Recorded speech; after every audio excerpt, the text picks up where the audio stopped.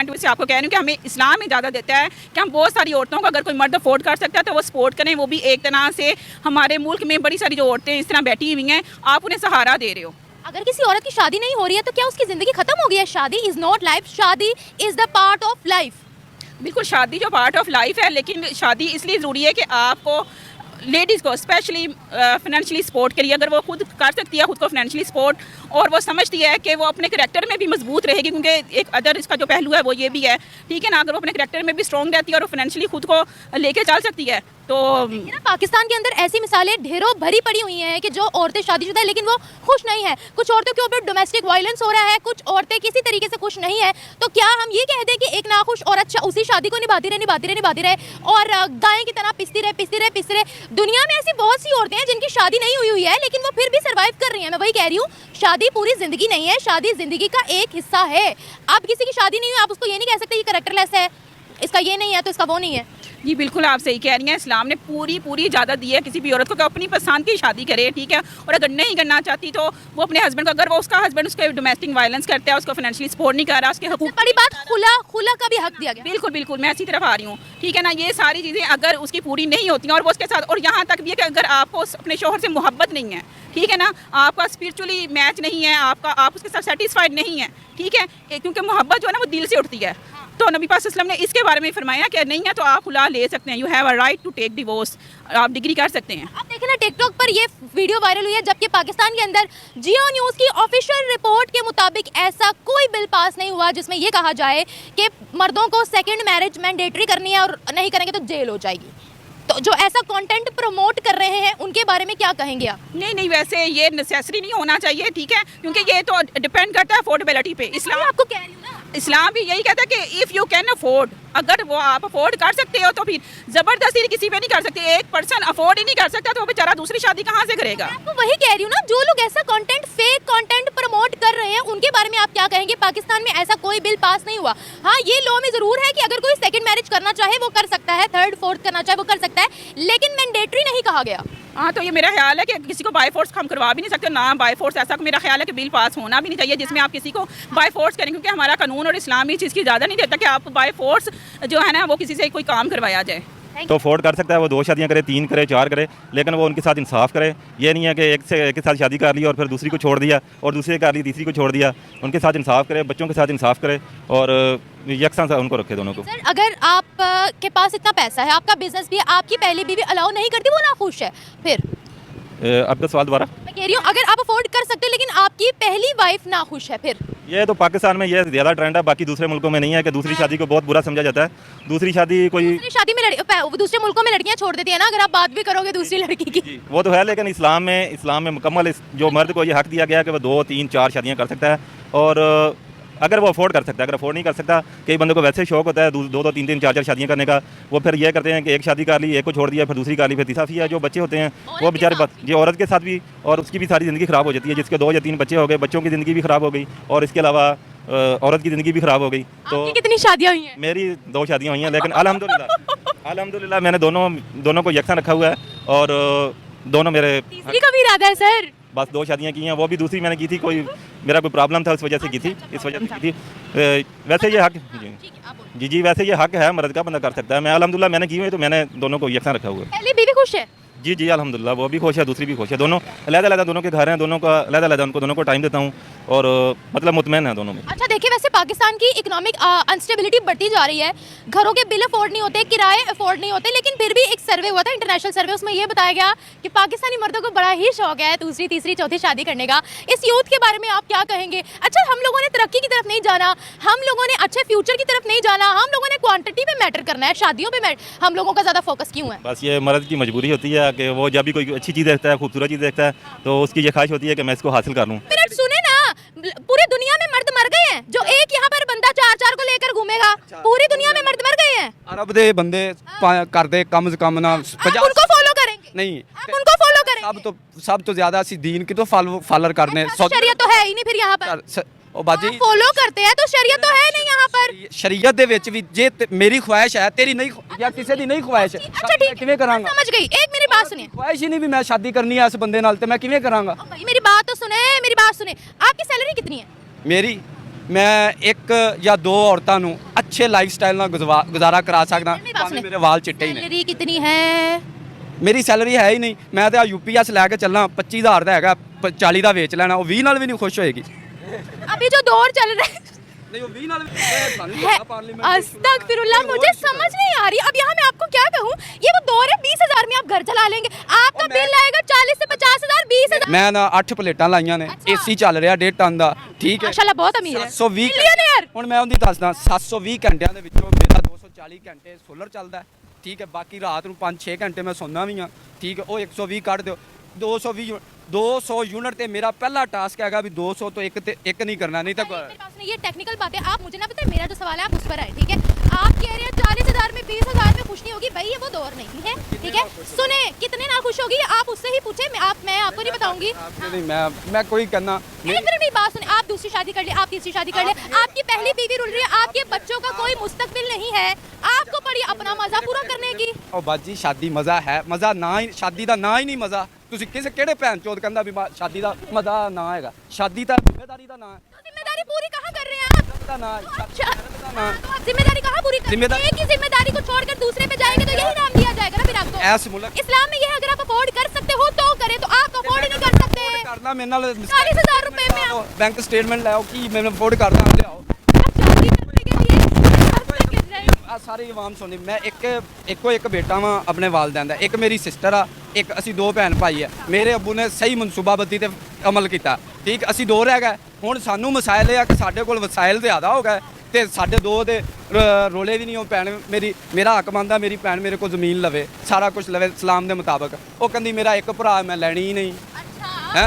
ਗੱਲ ਕਰਨ ਦਾ ਮਕਸਦ ਇਹ ਹੈ ਕਿ ਜੇ ਬੰਦੇ ਦੀ ਸੋਚ ਪੋਜ਼ਿਟਿਵ ਹੋਵੇ ਨਾ ਤੇ ਤੁਸੀਂ ਦੋ ਕੰਦੇ ਦੇ ਨਾਲ ਚਾਰ ਨਾਲ ਗੁਜ਼ਾਰਾ ਹੋ ਸਕਦਾ ਹੈ। ਇਹ ਪਾਰਲੀਮੈਂਟ ਦਾ ਇਸ਼ੂ ਹੀ ਨਹੀਂ।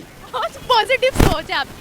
ਅੱਛਾ वाह। ਇੱਕ ਮਿਸਾਲ ਮੇਰੀਆਂ ਹਾਲੇ एक मैं आपसे बात पूछना चाहूंगी, एक मिनट मेरी सुन ले। ਬੇਟੀਆਂ ਨੇ, ਜਿਵੇਂ ਆ ਮਸਾਇਲ ਵੱਧਦੇ ਪਏ, ਇਹ ਉਹ ਲੈਣਾ ਦੇਣਾ। ਮੇਰੇ ਅੱਗੇ ਭਾਈ ਨਹੀਂ ਹੈਗਾ, ਕਜ਼ਨ ਹੈਗੇ। अब मेरी बात ਕਰਨੀਆਂ मेरी बात ਮੈਂ ਕਿ ਬੈਠਾ ਰਵਾਂ ਵੀ ਨਹੀਂ ਜੀ ਪਹਿਲੇ जिन्ना सुन मैं आप जो कह रहे हैं सारा घंटा कवारियां लड़कियां बैठी रहेंगी तो आप संभाल लेंगे लड़कियों को। सुने पूरी बात सुने, वो यही मतलब है आपका। बहुत बड़ी खुशखबरी है भारतीय विमेंस के लिए कि भारतीय संसद के अंदर एक ऐसा कानून पास हो गया है मोदी की 3.0 गवर्नमेंट में, जिससे आने वाली जो खवातीन है वो खुद को और भी ज्यादा एम्पावर्ड फील करेंगी। अब ये कानून क्या है, क्यों बनाया गया और 2024 में इसकी जरूरत क्यों पेश आई, इन तमाम बातों पर, इन तमाम मुद्दों पर डिस्कशन के लिए हमारे शो पर मौजूद है नाज़िया अली खान। आपको वेलकम कहते हैं ma'am, thank you so much हमारे शो को ज्वाइन करने के लिए। वंदे मातरम, भारत माता की जय, वालेकुम अस्सलाम रहमतुल्लाहि अलैहि व बरकातहू, जय हिंद। जबरदस्त मैम, ये नया कानून विमेन के लिए जो भारत की संसद के अंदर पास हुआ है, क्या वजह है और इसका फायदा किन लोगों को होगा और किन लोगों के लिए एक्चुअली ये खास तौर पे बनाया गया है, जिसमें पनिशमेंट भी है, प्रोटेक्शन भी है? तो जरा हमारे व्यूअर्स को बताएं इसके बारे में। शना, ये जो भारत का नया कानून आया है, क्योंकि हम सबको पता है कि ब्रिटिश के कानून से हम चल रहे थे। आईपीसी जो था, इंडियन पिनल कोड जो था, वो 1860 का था। सीआरपीसी जो था वो 1973 का था और इंडियन एविडेंस एक्ट जो था वो 1872 का था। मतलब ब्रिटिश के बनाए हुए कानून से ये देश चल रहा था। ये हमारे लिए बहुत दुर्भाग्य की बात थी कि ब्रिटिश तो भगत सिंह जी और नेताजी सुभाष चंद्र बोस जी के आंखों को देख करके और उनके जोश को देख करके वो तो दुम दबाकर भागे, लेकिन उनके कानून को हम अब तक धो रहे थे। स्ट्रिक्ट कानून होना चाहिए जिसको पढ़ने के बाद और जिसको समझने के बाद आरोपी, बलात्कारी, टेररिस्ट, जंगजू, जिहादी, चोर, उचक्का, बेईमान, झूठा, मक्कार, एंटी नेशनल स्टेटमेंट देने वाला, मुस्लिम अपीजमेंट की राजनीति करने वाला, मुस्लिम तुष्टीकरण की राजनीति करने वाला, हर एक व्यक्ति, किडनैपर, हर एक व्यक्ति के रोंगटे खड़े हो जाएं। ऐसे कौन से कानून बने हैं जिससे महिलाएं जो हैं वो अपने आप में बहुत सुरक्षित फील करेंगी, महसूस करेंगी। चाइल्ड किडनैपिंग होती थी, जुवेनाइल रेप होता था जिसको हम पॉक्सो कहते हैं, लव जिहाद होता था। लव जिहाद में क्या होता था कि अपने नाम की आइडेंटिफिकेशन इंस्टाग्राम पे चेंज करके मुसलमान लड़के हिंदू लड़कियों को फंसाते थे, कारवाद पहन लेते थे या कड़ा वगैरह पहन लेते थे और उसके बाद फिर उसको बेवकूफ बना करके कन्वर्शन भी करवाते थे। तो ऐसे सारे प्रावधान थे जिसमें BNS में 199C के तहत एकदम 10 साल की सजा हो जाएगी। No bail application, no bail application. उसके बाद फिर अगर हम सेक्शन 69 पढ़ते हैं BNS 2023 का, जो अब इम्प्लीमेंट 1 जुलाई से हो गया। सेक्शन 70 पढ़ते हैं, सेक्शन 70 के सबसेक्शन 2 को पढ़ते हैं, सेक्शन 71 पढ़ते हैं, सेक्शन 72 के सबसेक्शन 1 को पढ़ते हैं। अल्लाह की कसम शला, कोई भी मर्द, मुसलमान मर्द कन्वर्शन कराने से पहले उसके रोंगटे खड़े हो जाएंगे, उसकी आत्मा हिलने लगेगी। कोई भी व्यक्ति लव जिहाद करके अगर श्रद्धा की जैसी बोटियां करने का सोचेगा भी ना, जैसे आफ्ताब ने श्रद्धा की बोटियां करके फ्रिज में रखा था 35 बोटियां, अगर सोचेगा भी ना तो उसको जेल की सलाखों का सपना आने लगेगा। अगर नासिर खान की तरह कोई सूजन जॉर्डन का बलात्कार करेगा ना तो उसको सपना आने लगेगा कि जेल में क्या मेरा हाल होगा। अगर यामीन शकील की तरह, जावेद अहमद खान के लफंदर आवारा अब्दुल्ला की तरह कोई किसी लड़की को झूठ बोल करके उससे पैसे हड़प करने की कोशिश करेगा और फरार होने की कोशिश करेगा, तो ये नया कानून, आप लंदन भाग जाओ, आप नेपाल भाग जाओ, आप पाकिस्तान भाग जाओ, पैर में हंटर मार करके रस्से से, कमर रस्से से बांध करके लेकर आने की हिम्मत रखता है ये सेक्शंस जो नए कानून आए हैं। अब आती है बात कि सेक्शन 173 सबसेक्शन 1 पर अगर हम जाते हैं, ये बहुत खूबसूरत है। जैसे पश्चिम बंगाल में बहुत अत्याचार महिलाओं पर हो रहा है, उसी तरीके से यूसीसी के माध्यम से हजारों साल से, मतलब हजारों बार मुस्लिम महिलाओं ने गाहे बगाहे ये बात बताई है कि पॉलीगेमी हो, हलाला हो, निकाह मुत्ता हो, निकाह मस्यार हो, ये सारी चीजें एक अश्लीलता का नंगा नाच है, इसको खत्म करना चाहिए। आपके पाकिस्तान में 1976 में UNICEF if I am not wrong on date, UNICEF ने एक प्रोग्राम चलाया था कि जो बच्चे अनाथ हैं या जो बच्चे बहुत मजबूर हैं या जो बच्चे अकेले हैं, जो अनाथ, जिनको रोड पे फेंक दिया जाता है, जिनको गली कूचे में फेंक दिया जाता है, या जो अनाथ आश्रम में रहते हैं, उनको माँ का दूध मिलना चाहिए। और यूनिसेफ ने एक प्रोग्राम बनाया था, अगर आपको याद है, मिल्क बैंक, जी बिल्कुल, मिल्क बैंक। उसके बाद फिर क्या हुआ? उसके बाद फिर आपके पाकिस्तान के इस्लामिक प्रीचर का फतवा जारी हुआ कि ये इस्लाम के खिलाफ है। लेकिन वो तो हो गया ना, कराची में ये 1-1.5 माह हो गया। आप लोगों को कि बहनों से ना शादी हो जाए। Let me complete. तो भाई जो दूध पी लेते हैं वो सगे बहन भाई हो जाते हैं ना। आप लोगों को ये भी डर है कि ये जो इस्लामिक फतवा जो बीच बीच में आता है, ये सिर्फ आपके पाकिस्तान में नहीं आता है शला। आप ध्यान से सुनिए और आपके व्यूअर्स भी सुने कि ये सिर्फ पाकिस्तान में नहीं आता है, ये सिर्फ सीरिया में नहीं आता है, ये सिर्फ लीबिया में नहीं आता है, ये सिर्फ ईरान में नहीं आता है, ये सिर्फ अफगानिस्तान में नहीं आता है। ये कांग्रेस के नेतृत्व में और कांग्रेस की जलाई हुई फुलझड़ी आज तक है। जब भी हिजाब को बैन करने के लिए महाराष्ट्र कोर्ट हो या सर्वोच्च न्यायपालिका हो, जब भी हिजाब बैन की बात आती है, सारे मुसलमान मर्द लुंगी डांस स्टार्ट कर देते हैं। इस्लाम और इस्लाम की अगर हम बात करें तो आप विमेन राइट के मुताबिक किन विमेन को ज्यादा बेटर एंड स्ट्रॉन्ग पोजीशन पे आप देखती हैं?